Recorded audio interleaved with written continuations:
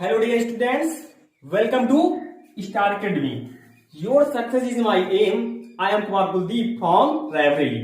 ठीक है, चलिए बेटा, आज का सेशन हम लोग स्टार्ट करते हैं. ठीक है, आज मैं आपको 12th की गणित का चैप्टर नंबर फर्स्ट संबंध एवं फलन पढ़ाने वाला हूं. ठीक है, लेकिन इस चैप्टर को पढ़ने से पहले मैं आपको कुछ और बताना चाहता हूं. ठीक है, बताना भी चाहता हूं और कुछ याद भी दिलाना चाहता हूं. ठीक है, देखो बेटा, मैंने जो मेरा 12th क्लास का पहला लेक्चर है वहां पर मैंने बेटा जो हमारा सिलेबस है उसके बारे में डिस्कस किया था. तो वहां पर मैंने बताया था कि जो हमारी पहली यूनिट है उस पहली यूनिट का नाम क्या है, संबंध एवं फलन. वो पेपर में कितने नंबर की आने वाली है, 10 मार्क की. ठीक है, ये याद रखना. जो मतलब ये यूनिट पढ़ाने जा रहे हैं हम उस यूनिट का नाम क्या है, संबंध एवं फलन. और उस यूनिट से संबंधित चैप्टर कितने, 2 चैप्टर संबंधित है ना बेटा.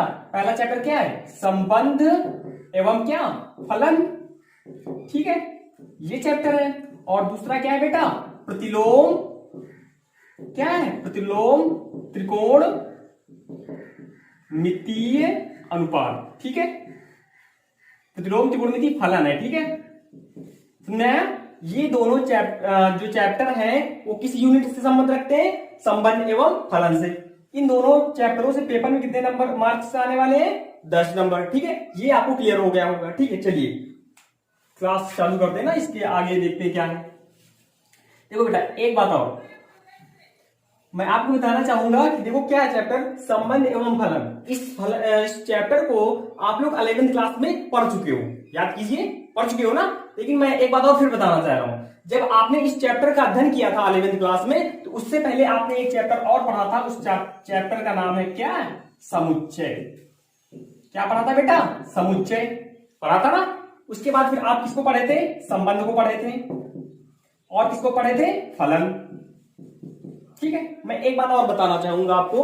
देखो क्या होता है, जो ये समुच्चय है इसका संबंध किससे होता है, इसका जो संबंध होता है वो किससे होता है, संबंध से होता है. मतलब ये दोनों एक दूसरे के ऊपर डिपेंड है. ठीक है, डिपेंड क्या मतलब, ये जो है समुच्चय के ऊपर डिपेंड है. ठीक है, जो संबंध होता है वो समुच्चय के ऊपर क्या है, डिपेंड. जब तक आपको समुच्चय का ज्ञान नहीं होगा तब तक आप संबंध के बारे में अच्छा ज्ञान नहीं प्राप्त कर सकते. ठीक है, और बात आती है इसके बाद जो संबंध है इसका संबंध किससे होता है, फलन से. ध्यान से समझो. मतलब अगर आपको संबंध पढ़ना है तो उससे पहले आपको समुच्चय पढ़ना पड़ेगा. ठीक है, अगर फलन पढ़ना है तो उससे पहले आपको संबंध पढ़ना पड़ेगा. ठीक है, तो आप लोग जो 11th में पढ़े थे समुच्चय वो तो भूल गए होंगे ना. लेकिन मैं आपको यहाँ पर कुछ बेसिक जानकारी देना चाहूंगा. ठीक है, समुच्चय से रिलेटेड. चलिए बेटा, मैं 10 मिनट में इसको देख लेता हूं कि समुच्चय क्या है. 11th क्लास का लोग थोड़ा रिवीजन मांगते हैं. ठीक है, चलिए देखते हैं बेटा क्या समुच्चय क्या होता है. समुच्चय भाई इसको देखते हैं. देखो बेटा, देखो समुच्चय का सीधा मतलब क्या होता है, ग्रुप से. किससे होता है बेटा, ग्रुप से. ठीक है, बस में समुच्चय का मतलब ही होता है क्या, ग्रुप. ग्रुप को हिंदी में क्या बोलते हैं हम लोग, समूह. ठीक है, ध्यान से समझो. समुच्चय का मतलब होता है समूह, लेकिन जो ये समूह कैसा हो, सुपरिभाषित हो. सुपरिभाषित. ठीक है, बस नहीं, मतलब समुच्चय जो होता है वो क्या होता है, समूह होता है. ठीक है, लेकिन समूह कैसा होना चाहिए, सुपरिभाषित होना चाहिए. ठीक है, बस नहीं. देखो अब डिफिनीशन क्या निकलती है, डिफिनीशन निकलती है समुच्चय की. डिफिनीशन हम लोग ये बोलेंगे, क्या बोलेंगे बेटा, वस्तुओं के, क्या बोलेंगे, वस्तुओं के सुपरिभाषित, वस्तुओं के सुपरिभाषित संग्रह को क्या बोलते हैं, समुच्चय कहते हैं. ठीक है बेटा, समुच्चय कहते हैं. आप लोग नोट्स बनाते चलना. ठीक है, क्योंकि अगर आप लोग नोट्स बनाते चलोगे ना, ये आपकी एग्जाम टाइम में क्या करेगी, सहायता बहुत करेगी. ठीक, हेल्प मिलेगी नोटबुक की वजह से. ठीक है, तो आप क्या करना, नोट्स बनाते चलो. ठीक है बेटा, बात क्या आती है, समुच्चय किसे कहते हैं, वस्तुओं के सुपरिभाषित संग्रह को समुच्चय कहते हैं. संग्रह नहीं सुन पा रहे हो क्या, संग्रह मतलब क्या होता है, समूह. ठीक है, और यहां पर सुपरिभाषित का मतलब भी मैं बताना चाहूंगा. देखो सुपरिभाषित मतलब क्या होता है, इसे मान लिया यहां पर क्या है, एक टोकरी है, ठीक है। टोकरी में क्या रखा हुआ है, आम रखा हुआ है, अमरूद रखा हुआ है, अमरूद, ठीक है। और क्या रखा हुआ है, केला रखा हुआ है, ठीक है। समझ आ रही बात। कोई आदमी यहां पर खड़ा हुआ है, ठीक है, यहां पर कोई लड़का खड़ा हुआ है या कोई व्यक्ति खड़ा हुआ है, ठीक है। अब देखो जो ये टोकरी रखी हुई, टोकरी और इस व्यक्ति की बीच की दूरी क्या है, बहुत ज्यादा है, ठीक है। क्या है, ज्यादा है, ठीक है। अब देखो ये आदमी यहां से देखेगा तो क्या इसको इस टोकरी में जो ये रखा हुआ है क्या एकदम क्लियर दिखाई देगा क्या कि ये आम है, ये अमरूद है, ये क्या है, केला है, नहीं दिखाई देगा ना। तो वो यहां से क्या देखेगा, ये जब यहां से ध्यान देखेगा टोकरी में तो वो ये सोचेगा कि हमें लगता है इस टोकरी में कुछ वस्तुएं रखी है, ये तो समझेगा, है ना। अब वस्तुएं क्या हो सकता है, इसके हिसाब से ये कुछ और हो सकता है, ध्यान से समझो। इसके ये भाई दूर खड़ा हुआ है, ये टोकरी रखी हुई है, क्या टोकरी है, टोकरी में क्या है, आम है, अमरूद है, केला है। इससे कुछ दूरी पर क्या हुआ, एक व्यक्ति खड़ा हुआ है, ठीक है। व्यक्ति इतनी दूरी पर है कि इसकी जो यहां से इस वस्तु को देखता है, लेकिन यहां पर जो रखा हुआ है स्पष्ट नहीं दिखाई दे रहा, मतलब ये पहचान नहीं पा रहा कि ये क्या रखा है, ठीक है, ठीक है। लेकिन अगर ये यहां पर सोचेगा अगर टोकरी के बारे में, तो वो ये सोचेगा कि वहां दूर पे कोई टोकरी रखी हुई है और टोकरी में कुछ वस्तुएं रखी हुई, ये तो सोचेगा, ठीक है। अब वस्तुएं में वो कुछ भी सोच सकता है, ये सोच सकता है कि यहाँ पर सब्जी रखी हुई है, मतलब ये ऐसा भी सोच सकता है कि यहाँ पर क्या आलू है, ठीक है, और क्या है, मटर है, ऐसे भी कुछ सोच सकता है ना। कोई दूसरा व्यक्ति भी यहाँ होगा, ठीक है। अगर वो भी देखेगा यहाँ पर, उसको भी तो क्लियर नहीं दिखाई देगा, वो भी तो समझेगा कि यहाँ पर इस टोकरी में कुछ वस्तुएं रखी हैं, ये और कुछ भी सोच सकता है, ध्यान से समझो, ये और कुछ सोच सकता है। मतलब क्या बात आई कि यहां पर दूर में जितने लोग रहेंगे अगर इसके बारे में सोचेंगे सब क्या सोचेंगे, अलग अलग सोचेंगे, ठीक है। क्या सोचेंगे, अलग अलग, ठीक है। ध्यान दो, अगर ये व्यक्ति यहां पर आ जाए इस टोकरी के पास, तो ये तुरंत समझ जाएगा ना भैया यहाँ पर क्या आलू मटर ना रखा होगा, क्या रखा है, आम रखा है, अमरूद रखा है और केला रखा। ये आदमी यहाँ एकदम पास में आ जाए, ठीक है, तो ये भी तुरंत जान जाएगा क्या है, ये आम, क्या है, अमरूद, ये केला। अब देखो ये दोनों क्या बोलेंगे, ये बोलेंगे कि जो टोकरी है, टोकरी में क्या रखे, फल रखे, क्या रखे बेटा, फल रखे। यहां थे तो क्या बोल रहे थे, यहां थे तो बोल रहे थे वस्तुएं हैं, ठीक है। और जब यहां आ गए पास में एकदम, तो इन्होंने स्पष्ट देख लिया कि ये आम है, अमरूद है, केला है। तो इन्होंने क्या बोला कि भाई ये क्या है, फलों का समूह, फलों का समूह, ठीक है। अब देखो ये वस्तु क्या हो गई, परिभाषित हो गई, इसका एक नाम दे दिया गया ना। नाम क्या दे दिया गया, फलों का समूह। बात समझ आ रही, मतलब सुपरिभाषित का मतलब है क्या होता है, अगर वस्तुओं का मतलब वस्तुओं का ऐसा ग्रुप, जिसे मतलब वस्तुओं का ऐसा ग्रुप 10 लोगों से मान लीजिए उसके बारे में पूछा जाए तो 10 लोग क्या करें, एक ही आंसर दें, समझो। जैसे मान लीजिए इन्होंने क्या बताया कि इस टोकरी में आम रखे, अमरूद रखे, केला रखा, मतलब क्या, फलों का समूह है, इन्होंने बताया। ये भी क्या बोल रहे हैं, फलों का समूह है। एक आदमी और आ गया, ठीक है, ये भी बोल रहे हैं कि ये क्या है, फलों का समूह है। तो इसका मतलब ये क्या है, सुपरिभाषित है, ठीक है। अगर ये बोलते कि ये सब्जियों का समूह है, ये बोलते कि ये फलों का समूह है, ये और कुछ बोलते, तो इसका मतलब ये क्या होता, सुपरिभाषित नहीं है, ठीक है। ध्यान से समझना, मतलब अगर कोई वस्तु सुपरिभाषित है तो वो जितने लोगों से हम लोग पूछेंगे वो एक ही आंसर देंगे, ठीक है। अच्छा आप लोग बताइए, जैसे मैं आप लोगों से पूछ लूं कि बेटा बताइए जंगली सबसे भारत के सबसे खतरनाक जानवरों को बताइए, सबसे खतरनाक। जैसे मान लिया कोई 3 लोग हैं, जैसे मान लिया कोई एक ललित है, ठीक है, ललित। मैंने यही क्वेश्चन ललित से पूछा, मैंने पूछा बताओ बेटा ललित कि भारत के सबसे खतरनाक जानवरों को बताओ। तो ललित ने बताया, क्या बताया बेटा, इन्होंने बता दिया शेर, ठीक है, और क्या बता दिया, चीता बता दिया, और क्या बता दिया, हाथी बता दिया, ठीक है। हाथी भी तो खतरनाक होता है ना। अब मैंने पूछा सुशील से पूछा, ठीक है, सुशील से पूछा तो सुशील ने बताया, क्या बताया बेटा, इन्होंने बता दिया क्या, भालू है। सुशील ने क्या बताया, भालू है, और क्या है, जिराफ है। देखो ध्यान दो, अब यहां पर क्या हो रहा है, सबके जो आंसर आ रहे हैं वो क्या आ रहे हैं, अलग अलग आ रहे हैं, ठीक है। तो मतलब मैंने जो वर्ड बोला था कि भारत के सबसे खतरनाक जानवरों को नाम बताओ, तो सबके आंसर क्या आ रहे हैं, अलग अलग आ रहे हैं। मैं आपसे पूछूंगा तो आप लोग भी अलग अलग आंसर दोगे, जैसे 10 लोग हैं, 10 लोगों से पूछूंगा तो भाई मेरे हिसाब से कुछ और मतलब जानवर है जो खतरनाक है, आपके हिसाब से कोई मतलब जो जानवर है वो ज्यादा खतरनाक है, ठीक है। मतलब सब क्या होंगे, अलग अलग। ये मतलब जो मैंने बोला ना कि भारत के जानवरों मतलब सबसे खतरनाक जानवरों का समूह, तो वो क्या हो गया, सुपरिभाषित नहीं है, ठीक है। एक बात ये होगी।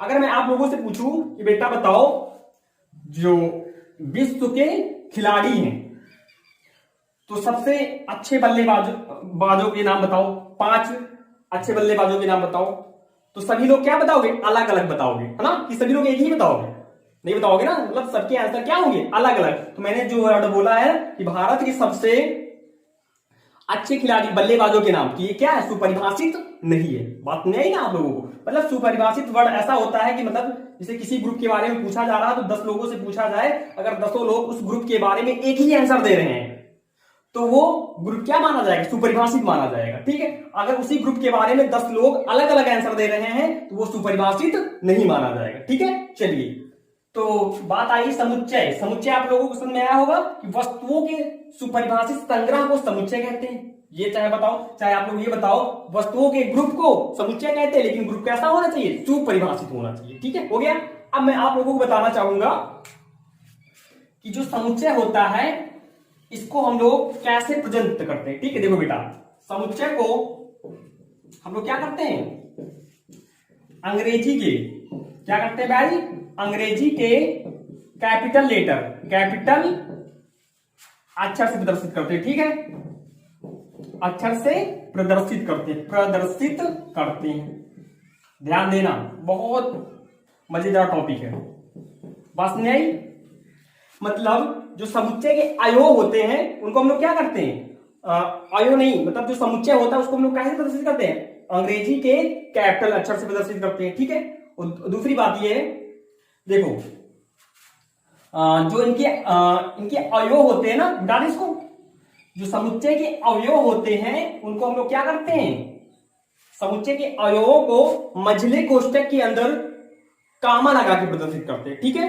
कैसे प्रदर्शित करते हैं, कामा लगा के प्रदर्शित करते हैं। देखो कैसे, जिसे मान लिया आम है, और क्या है, अमरूद है, और क्या है, आम है, अमरूद है, केला है, और क्या है, सेब है, ठीक है। ये क्या है, फलों का समूह है, फलों का समूह है। मतलब ये जो वर्ड मैं बोल रहा हूं ना, फलों का समूह, ये क्या है, सुपरिभाषित समूह है ना। इसका मतलब इसका क्या बनेगा, समुच्चय बन सकता था। अगर हम लोग समुच्चय बनाएंगे तो क्या करेंगे, ऐसे लिखेंगे, कैपिटल ए। मैंने बताया ना, समुच्चय को अंग्रेजी की मतलब बड़े अक्षरों से प्रदर्शित करते हैं, ठीक। ए मान सकते, बी मान सकते, सी मान सकते, डी मान सकते, ठीक, कोई दिक्कत नहीं, ऐसे बोलेंगे। ए इक्वल टू क्या करेंगे, जो ये अवयव है इनको हम लोग क्या करेंगे, मंझले कोष्टक के अंदर रखेंगे, ठीक है। आम, अमरूद, क्या, केला, और क्या, सेब, ठीक है। क्या मंझले कोष्टक के अंदर तो रखेंगे, लेकिन कैसे, कामा लगाकर रखेंगे, ठीक है। ये क्या हो गया, समुच्चय हो गया, ठीक है। अब देखो, जो आम है, अमरूद है, केला है, सेब, इसको हम लोग क्या बोलेंगे बेटा, अवयव बोलेंगे, क्या बोलेंगे, अवयव, ठीक है। मतलब जो आम, अमरूद, केला है, इसको हम लोग क्या बोलेंगे, समुच्चय के अवयव। इनको कैसे प्रदर्शित करते हैं, इनको प्रदर्शित करने का तरीका क्या होता है, अंग्रेजी के छोटे मतलब स्मॉल लेटर से प्रदर्शित करते हैं, जैसे ए है, A B dot dot dot, ठीक है। सुनने आया।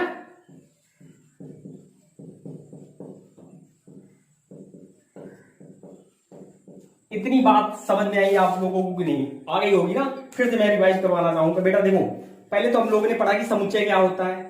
देखो, समुच्चय का मतलब होता है समूह से, लेकिन समूह कैसा होना चाहिए, सुपरिभाषित होना चाहिए, ठीक है। अगर किसी वस्तु का समूह सुपरिभाषित है तो उसी को हम लोग क्या बोलेंगे, समुच्चय बोलेंगे, ठीक है। अब बात आती है कि समुच्चय को हम लोग कैसे प्रदर्शित करते हैं, तो समुच्चय को हम लोग कैसे प्रदर्शित करते हैं, अंग्रेजी के कैपिटल अक्षर से प्रदर्शित करते हैं, ए बी सी से लेकर कहां तक, जेड तक, लेकिन अक्षर कैसे लिखने चाहिए, कैपिटल लेकर। हो गया। अब बात आती है समुच्चय के अवयवों की, तो समुच्चय के अवयवों को हम लोग अंग्रेजी के स्मॉल लेटर से प्रदर्शित करते हैं, ठीक है। और क्या करते हैं, उनको मंझले कोष्टक के अंदर कामा लगाकर लिख देते हैं, ठीक है। हो गया समुच्चय की बात, हो गया, मिटा दें। इसके बाद देखो आप, देखो, अच्छा देखो क्या होता है, ठीक है। देखो बेटा, हम लोग आगे देखते हैं, ठीक है। आगे क्या है, अब हम लोग देखते हैं। इसे मान लिया, यहां पर मैं समूह लेना चाहूंगा, दूसरा समुच्चय क्या लेते हैं हम लोग, बी समुच्चय। ठीक है, बी समुच्चय क्या है, इसमें बोल देते हैं सब्जियों का समुच्चय। ठीक है, बी क्या है, सब्जियों का समुच्चय है। ठीक है, देखते कैसे, इसे बोल दिया जाए बैगन। देखो बेटा, जो मैं यहाँ पर मैथ्स पढ़ाऊंगा ना वो हमारे दैनिक जीवन से रिलेटेड होगी। ठीक है, ये मत सोचना कि जो बुक में छपा रहता है वही छपवा देंगे। ठीक, ऐसा कुछ भी नहीं है। मैं अपने तरीके से जो हमारे घर में होता सब अगल बगल वातावरण में होता उसके हिसाब से आपको मैथ्स पढ़ाएंगे। ठीक है, देखो बेटा, मैं यहाँ पर दूसरा समुच्चय ले रहा हूँ। ठीक, दूसरा समुच्चय क्या है, सब्जियों का समूह। ठीक है, जो बी है वो सब्जियों का समुच्चय है। ठीक है, देखिए क्या है, बैंगन है, क्या है बेटा, आलू है, और क्या है, गाजर है। ठीक है, बस करेंगे और, ठीक है, ये हो गया, इतनी बात नहीं।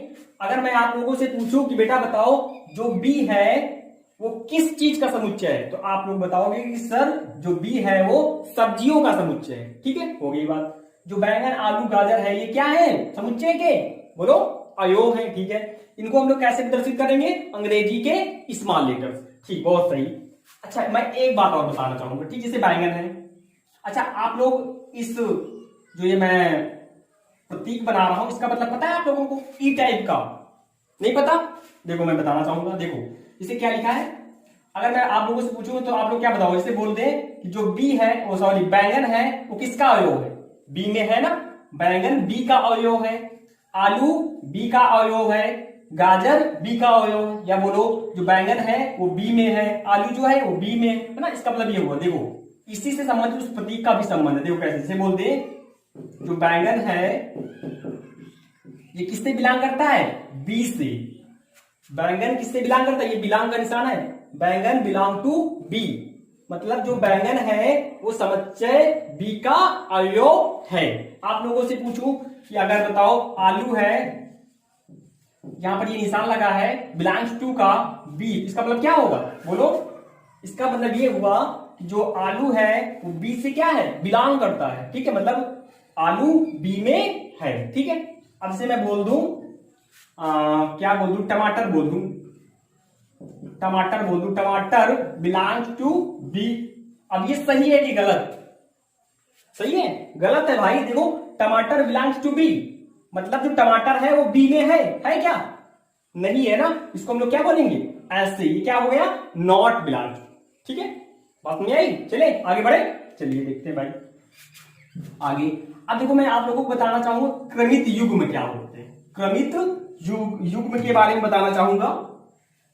किसके बारे में बेटा, क्रमित युग्म। ठीक है, एक रुक जाओ, मार्कर नहीं चल पा रही है। क्रमित युग्म क्या होता है, देखो बेटा क्रमित युग्म,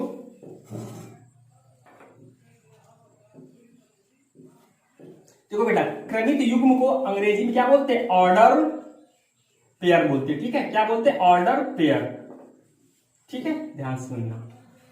देखो यार क्या लिखा, क्रमित युग्म, क्रमित का मतलब है क्रम से, युग्म मतलब क्या होता है, जोड़ा। देखो यहां पर मैं दो समुच्चय लेना चाहूंगा, एक समुच्चय है ए। ठीक है, इसके अवयव क्या है बेटा, 1, 2, 3।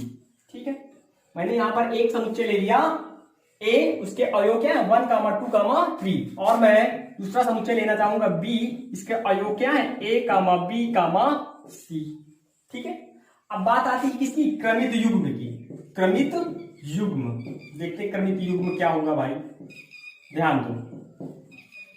ठीक है, क्रमित युग्म क्या होंगे, क्रमित युग्म, युग्म मतलब जोड़ा, मतलब दो लोग होंगे। ठीक है, क्रमित मतलब क्रम से, मतलब क्रमित युग्म का मतलब होता है कि दो लोग होंगे, वो कैसे होंगे, क्रम से होंगे। ठीक है, क्रमित युग्म का यही मतलब होता है। ठीक है, देखो जैसे पहले क्या है, ये ए लिखा है फिर बी लिखा है, अगर इन दोनों का जोड़ा बनाया, युग्म बनाए तो क्या बनेगा, देखो 1, ए, ऐसे बनेगा 1, ए। ध्यान समझो क्या बनेगा, 1, ए, फिर बनेगा 1, बी। देखो युग्म है, युग्म मतलब दो लोग हैं, लेकिन कैसे है, क्रम से। भाई पहले ए है, पहले मतलब जो पहले 1 है तो 1 को लिख रहे हैं, ए बाद में है, दूसरे समुच्चय का है उसको बाद में लिख रहे हैं। ठीक, आगे क्या होगा, 1, सी, यहां पर भी कामा लगाते चलेंगे। और देखो 1 ए हो गया, 1, बी हो गया, 1, सी हो गया। अब क्या करेंगे, 2, ए, ध्यान से समझना बेटा, क्या होगा 2, ए, फिर क्या होगा बेटा 2, बी, फिर क्या होगा 2, सी। ठीक है, अब क्या करेंगे, 3 का करेंगे 3 कामा ए, फिर होगा 3 कामा बी, फिर होगा 3 कामा सी। नहीं बात, ये हो गया। ये क्या हो गए? क्रमित युग्म। क्रमित का मतलब क्रम से, युग्म मतलब जोड़े, मतलब ऐसे जोड़े बनाओ समुच्चयों के जो क्या हो, दोनों समुच्चय से मिले हो और क्या हो, क्रम से हो। ठीक है, यही क्या हो गया? क्रमित युग्म। इतनी बात नहीं है आप लोगों को? ठीक है, चलिए इसके बाद में आप लोगों को बताना चाहूंगा कार्तीय गुणन। ठीक है, आप लोग नोट्स बनाते चलिए, ठीक है, क्योंकि ये नोट्स अगर बना लोगे आप, ये पेपर टाइम में बहुत आप लोगों का मतलब सहयोग प्रदान करेगी। ठीक है, चलिए देखते हैं बेटा कार्तीय गुणन क्या होता है। कार्तीय गुणन, देखो बेटा कार्तीय गुणन क्या होता है मैं आप लोगों को बताना चाहूंगा। ठीक है, देखिए कार्तीय गुणन, देखो यहां पर मैं 2 समुच्चय लेना चाहूंगा। ठीक है, एक समुच्चय ये है ए, ठीक है, और दूसरा मैं लूंगा बी। ध्यान से समझो, यहां पर मैंने कितने समुच्चय ले लिए? 2 समुच्चय ले लिए। एक समुच्चय ए है, दूसरा समुच्चय क्या है? बी। अगर मैं लेना चाहूं समुच्चय के अवयव जो, तो अवयव ले लेते ए, बी और क्या सी। जो हमारा पहला समुच्चय है उसके अवयव क्या है? ए कामा बी कामा सी। और दूसरा समुच्चय ले ले हम ए मतलब बी, इसके अवयव क्या है? 1 कामा 2। ठीक है, अगर मैं इनका कार्तीय गुणन निकालूं समुच्चय ए और बी का, तो क्या होगा? एक का संबंध 1 से होगा, ए का संबंध 2 से होगा। ध्यान से समझो, बी का भी संबंध 1 से होगा और 2 से भी होगा, सी का भी संबंध 1 से होगा और 2 से होगा। ठीक, ऐसे होगा। तो अगर हम लोग कार्तीय गुणन लिखे तो कार्तीय गुणन क्या हो जाएगा? दोनों का ऐसे हो जाएगा कार्तीय गुणन। देखो ये ए है, ये बी है, जिसको हम लोग लिखेंगे ए, क्या होगा बेटा? ए क्रॉस बी। ध्यान देना, क्या लिखा है? ए क्रॉस बी, मतलब ए क्या होगा? पहले होगा, बी क्या होगा? बाद में होगा। लेकिन यहां पर क्या लगाएंगे? ये समुच्चय वाला निशान ना, मंझला कोष्ठक। ठीक है, अब देखो क्या होगा, ए पहले है ना, तो पहले ए को लिखेंगे ए कामा 1। ध्यान देना, ठीक है, फिर क्या होगा? ए कामा 2। ठीक है, फिर क्या होगा? एक हो गया, फिर होगा बी कामा 1। बेटा क्या होगा? बी कामा 1, फिर क्या होगा? बी कामा 2, फिर क्या होगा? सी कामा 1।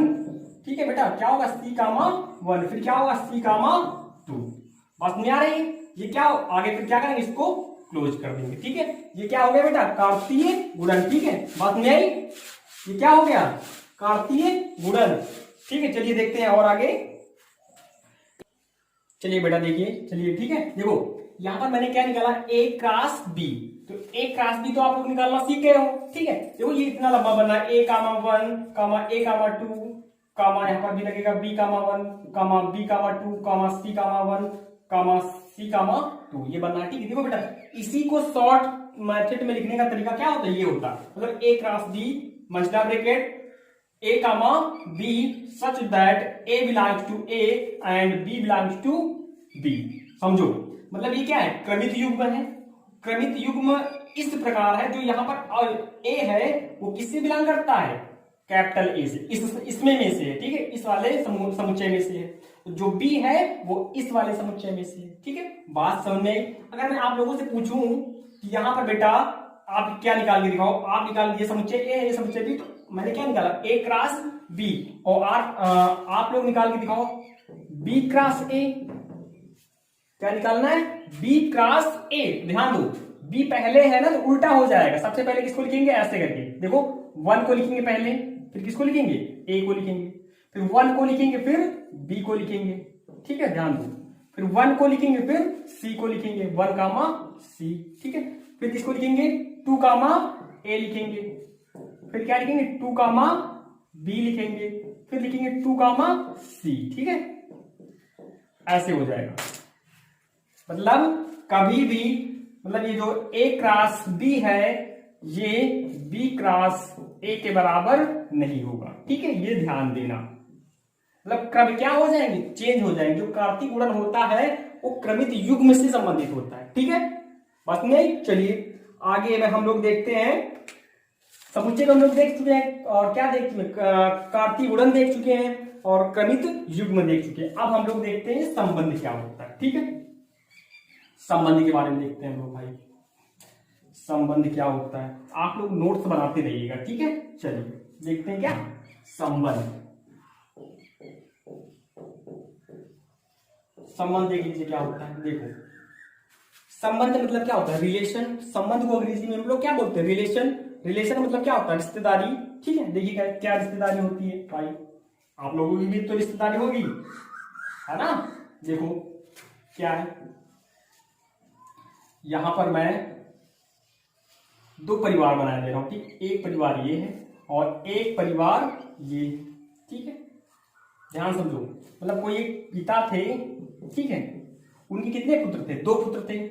एक पुत्र का ये वाला घर है, दूसरे पुत्र का ये वाला घर है। ठीक है, इसमें कौन कौन रहता है, इसमें रहते हैं पुत्र रहते हैं। ठीक है, और इनकी कौन रहती, पत्नी रहती है। कौन रहता है, इनकी पत्नी, और क्या है, एक पुत्र है और एक क्या है, पुत्री है। ध्यान दो, ठीक है, मतलब कोई एक दादाजी थे, उनके कितने पुत्र थे, दो पुत्र थे। ठीक है, अब दोनों पुत्र क्या है, अलग अलग हैं। ये बड़े मतलब जो ये कौन है, बड़े पुत्र हैं। ठीक है, ये बड़े पुत्र की पत्नी है और ये बड़े पुत्र के पुत्र हैं, और ये बड़े पुत्र के कौन है, पुत्री हैं। ठीक है, ये दूसरे मतलब दादा के छोटे लड़के का घर है। ठीक है, ये कौन है, पुत्र है। ठीक है, और ये पुत्र, इस पुत्र की कौन है, पत्नी है, इनकी एक बेटी है। ठीक है, ध्यान, इनके फैमिली में 3 ही लोग हैं, इनकी फैमिली में 4 लोग हैं। अगर मैं देखूंगा, देखो जो ये बड़े बेटे हैं, इनका संबंध इनसे भी होगा, इनका संबंध इससे भी होगा, और इनका संबंध इससे भी होगा। बात नहीं आ रही ना, संबंध यही तो है संबंध। अरे भाई, जो ये दैनिक जीवन में संबंध पूरा हमारे रिलेशन होता है, परिवार होता है ना, तो हम लोगों का संबंध होता है, वैसे यहाँ पर मैथ का भी संबंध है। ठीक है, क्यों, समझिए आप। देखो दो परिवार है, एक परिवार ये, दूसरा परिवार ये दोनों आपस में क्या है, भाई भाई। इस मतलब जो बड़े भाई है, ये छोटे भाई, इनकी ये पत्नी है, पुत्र है, पुत्री है। इनके पत्नी है केवल, और एक पुत्री है या बेटी है। ठीक है, पुत्री लिख देते हैं, कौन है, पुत्री। ध्यान दो, तो जो ये बड़े वाले भाई है, इनका संबंध इससे भी होगा, इनसे भी होगा और इनसे भी होगा। जो इनकी पत्नी है, इनका भी संबंध इससे होगा और इनसे भी होगा और इनसे भी होगा। होगा नहीं होगा, है ना। और इस पुत्र का संबंध इससे भी होगा, इससे भी होगा और इससे भी होगा। वैसे इस पुत्री का संबंध इससे भी होगा, इससे भी होगा और इससे भी होगा। ध्यान दो, सबके साथ होगा कि नहीं होगा। देखो ये दोनों कौन है, भाई भाई, लेकिन इनके ये कौन है, छोटे भाई। ठीक है, इनके ये कौन है, छोटे भाई। इनकी कौन है, जो ये बड़े भाई है, इनकी कौन है, मतलब ये इनकी फिलहाल छोटे भाई की पत्नी है। ठीक है, मतलब रिश्ता अलग अलग होगा ना। और जो ये बड़े वाले भाई है, इनकी कौन है, पुत्री है, लेकिन मतलब कौन है, छोटे भाई की पुत्री है। ठीक है, सुना ये बात, मतलब जो इन लोगों का रिश्ता इन लोगों के साथ होगा, ठीक है, तो वैसे ही इनका रिश्ता इनके साथ नहीं होगा, कुछ ना कुछ अंतर होगा। ठीक है, क्यों, देखो अगर ये पुत्री है तो इनके कौन है, चाचा है। अगर ये चाचा है तो इनकी कौन है, क्या बोलते हैं भाई, भतीजी है। ठीक है, इसे ये पुत्र है, इनके लिए कौन है, चाचा है, तो चाचा की कौन है, भतीज है। ठीक है, बात नहीं आ रही ना, ये ऐसे होगा। ठीक है, जैसे संबंध यहां पर होगा, वही संबंध मैथ्स में भी होता है। चलिए देखते हैं भाई, संबंध। देखो माना ए व बी दो आरिक्त समुच्चय है।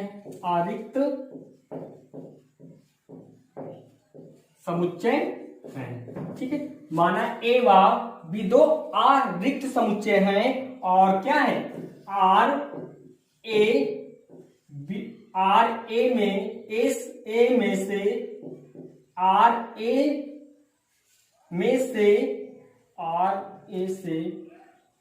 आर ए से बी में क्या है, संबंध है। ठीक, ध्यान देना। देखो माना ए व बी दो आरिक्त समुच्चय है, आर ए से बी में संबंध है। आरिक्त क्या होता है, मतलब ऐसे समुच्चय जिसमें कुछ ना कुछ अवयव हो, उसी को हम लोग क्या बोलेंगे, आरिक्त समुच्चय। ठीक है, हो गया। और जो आर है ए से बी में क्या है, संबंध है। ठीक है, हम लोग यहां पर देखते हैं, तब क्या होगा, तब होगा जो आर है वो ए क्रॉस बी का क्या होगा, उप समुच्चय होगा। जो ये निशान है ना, ये किसका निशान है, उप समुच्चय का। तो मैं आप लोगों को बताना चाहूंगा कि उप समुच्चय क्या होता है, उप समुच्चय। ठीक है, ध्यान दो, जैसे मान लिया यहां पर कोई एक समुच्चय है, क्या है, ए।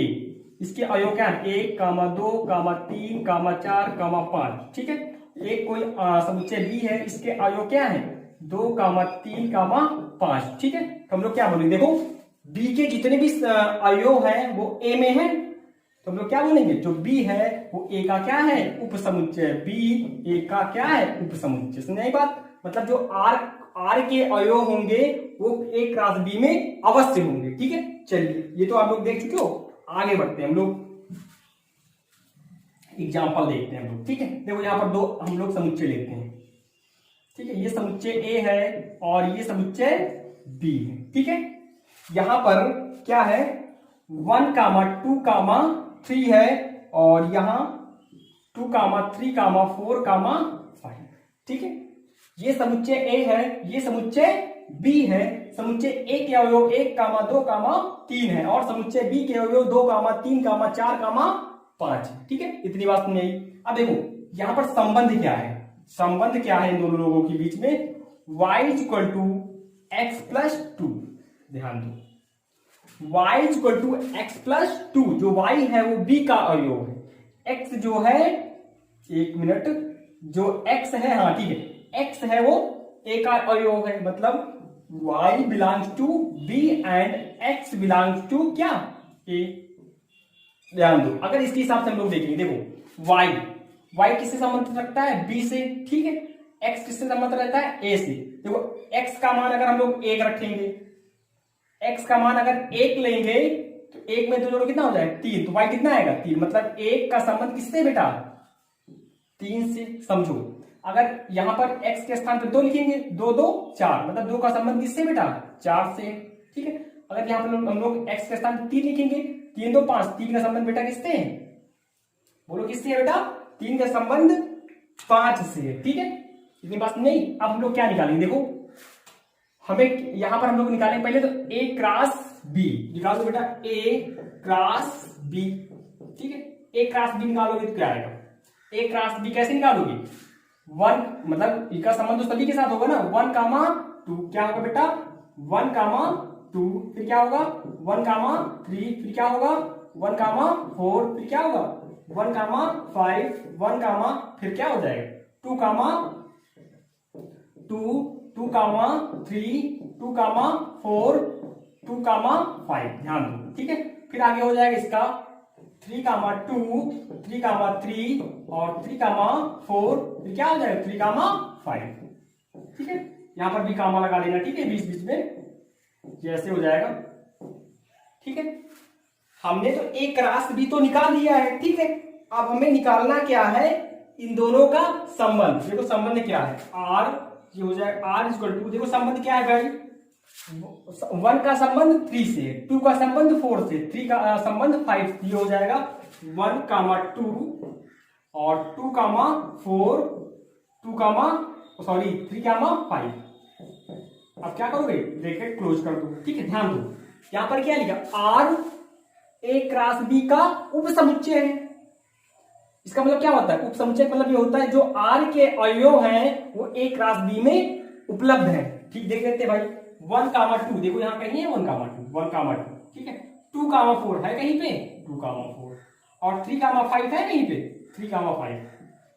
ये बात प्रूफ हुई कि नहीं हुई। ठीक है, चलिए क्या होगा, यहां पर ये 1, 3 होगा। क्यों, क्योंकि अगर हम लोग x की वैल्यू 1 रखेंगे तो y कितना आएगा 1 + 2 कितना आएगा 3, यहाँ कितना हो जाएगा 1, 3। अब मिला लो भाई, मिला तो चुके हैं ना। ठीक है, चलिए अब देखो ये क्या लिखा 1, 3, इसका मतलब होगा 1 का संबंध किससे बेटा 3 से, और 2, 4, 2 का संबंध किससे बेटा 4 से, 3, 5, 3, 5 है ना ये, इसका मतलब 3 का संबंध किससे बेटा 5 से। ठीक है, अब देखो ये इतने हो गए। उसके बाद देखो क्या लिखा, 1 का संबंध 2 से नहीं है तो इसको हम लोग ऐसे प्रदर्शित करेंगे, 1 r बनाएंगे, कैसे काट देंगे, क्या हो जाएगा 2 ऐसे।